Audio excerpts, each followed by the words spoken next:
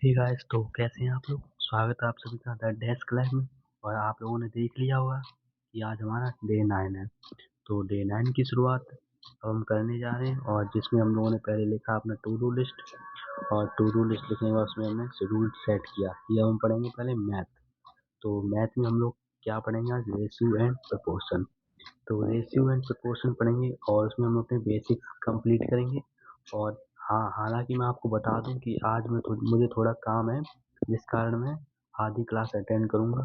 और मतलब हर क्लास मतलब करीब 1.5 घंटे की लगती है, जिसके कारण मुझे क्लास अटेंड करने और प्लस साथ में नोट्स बनाने के साथ साथ मुझे 2 घंटे लग जाते हैं या 2.5 घंटे लग जाते हैं पर क्लास में। तो जिस कारण मुझे 3-4 बज जाते हैं आराम से, 4 बज जाते हैं बैठे-बैठे।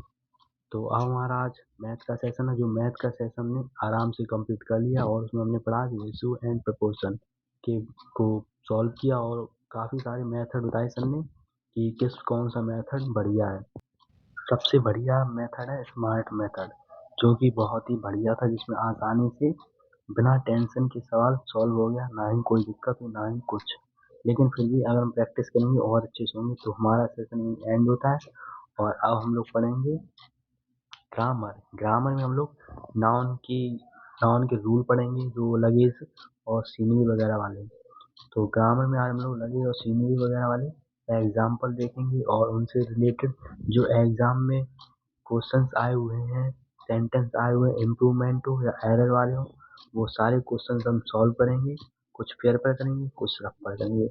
तो चलिए शुरू करते हैं। तो हमारा ये शुरू हो चुका है, और जैसा कि हमने क्लास अटेंड कर ली है, और अब आज हमने पढ़ा रूल 1। रूल 1 काफ़ी, ये तो मुझे पहले से पता है क्योंकि मैंने बेसिक अपने कंप्लीट कर लिए थे। तो जिस कारण मुझे कोई दिक्कत नहीं हुई, मैं आसानी से समझ में आ गया। तो यही हमारा सेशन खत्म होता है। अब सेशन 3 की बारी है, vocab। तो vocab में अब हम लोग पढ़ेंगे आज नेक्स्ट सिनोनियम एंटोनिम।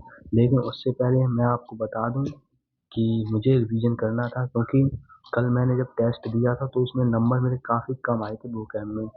मैं अटक रहा था सिनोनियम एंटोनियम में, मुझे समझ नहीं आ रहा था कि इसमें सिनोनियम है या एंटोनियम है। जिस कारण मैंने एक बार फिर से रिवीजन किया, और रिवीजन के तत्पश्चात मैंने फिर क्लास को अटेंड किया।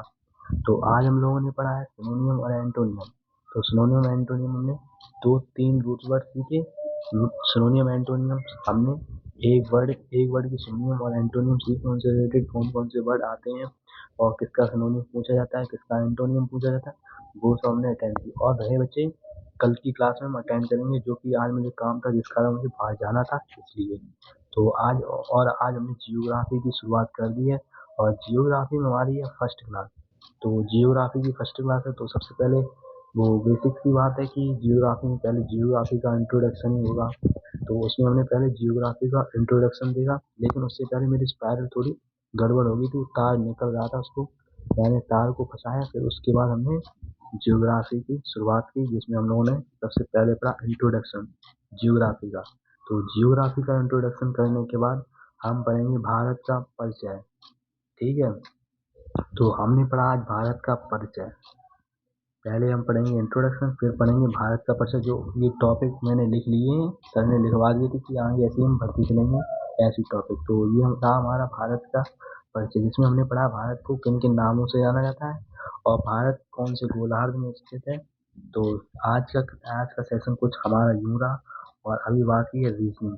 रीजनिंग करते करते करीब 3 बज गए थे, और मैं लेट भी हो रहा था, जिसके कारण मैंने 2x पर रीजनिंग की क्लास अटेंड की। तो रीजनिंग तो कैलेंडर मुझे आता है पहले से ही, क्योंकि मैंने रीजनिंग एक बार कंप्लीट कर रखी है। बस मुझे अपने कुछ डाउट्स है जो मुझे क्लियर करने थे, जो मैं साथ साथ क्लियर करता हुआ चल रहा हूँ। मेरा रिवाइज भी हो रहा है, और मेरे बेहतर नोट्स बन रहे हैं, जो आगे मुझे क्लास ना देखनी पड़े, क्योंकि मैंने पहले नोट्स ज़्यादा अच्छे नहीं बनाए थे, बस ऐसे ही बना लिए थे सीखने के पर्पज से। तो ये रही आज की हमारी रीजनिंग। तो रीजनिंग हमने रेफरेंस कैलेंडर में केस 2 अटेंड किया, जिसमें ईयर तो सेम होता है और वो डिफरेंट होता है मंथ और डेट में। तो ये काफ़ी बढ़िया है, लेकिन जो केस 3 होता है उसमें सब कुछ अलग अलग होता है, उसमें बहुत ही कठिन होता है। मतलब कठिन होता है, इतना भी कठिन नहीं होता, बस समझने की और प्रैक्टिस की बात है, बस और कुछ नहीं। तो अगर आपको हमारा सेशन ये पसंद आए तो मेरे चैनल को सब्सक्राइब और बेल आइकन को प्रेस ज़रूर करें। और मैं ज़्यादा वीडियो एडिट नहीं कर पाता हूँ क्योंकि मुझे पढ़ना भी होता है और फिर मुझे और भी काम होते हैं, जिस कारण मैं वीडियो एडिट नहीं कर पाता हूँ। तो